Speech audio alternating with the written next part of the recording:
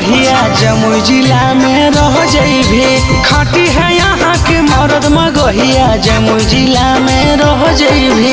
होब है दिलादार बड़ी प्यार में आके बह जइबे। होब है दिलादार बड़ी प्यार में आके बह जइबे। खाटी है यहाँ के मर्द मगहिया लखीसराय में रह जइबे। खाटी है यहाँ के मर्द मगहिया बांका जिला में रह जइबे।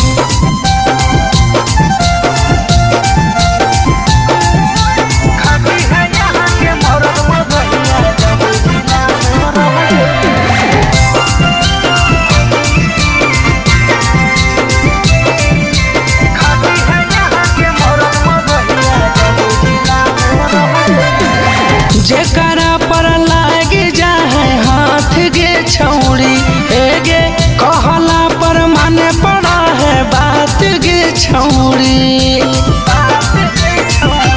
हाँ हाँ जेकरा पर लागे जाए हाथ गे छौड़ी गे कहला पर माने पड़ा है बात गे छौड़ी।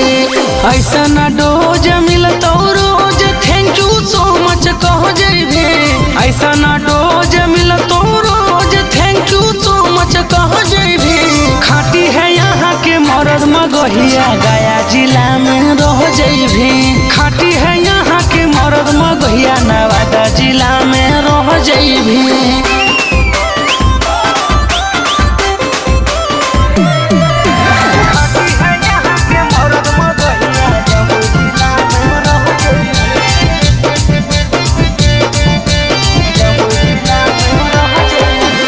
जिंदगी भर गई भी यहाँ के गुण गे छौड़ी गे गोलू के बनाइले अपन पहुन गे छौड़ी।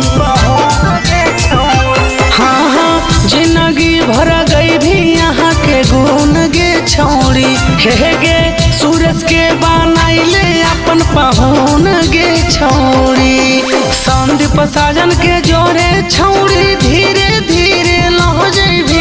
सतीश केदार के जोरे छौड़ी धीरे धीरे लह जइबे। खाटी है यहाँ के मर्द मगहिया मुंगेर जिला में रह जइबे। खाटी है यहाँ के मर्द मगहिया देवघर जिला में रह जइबे।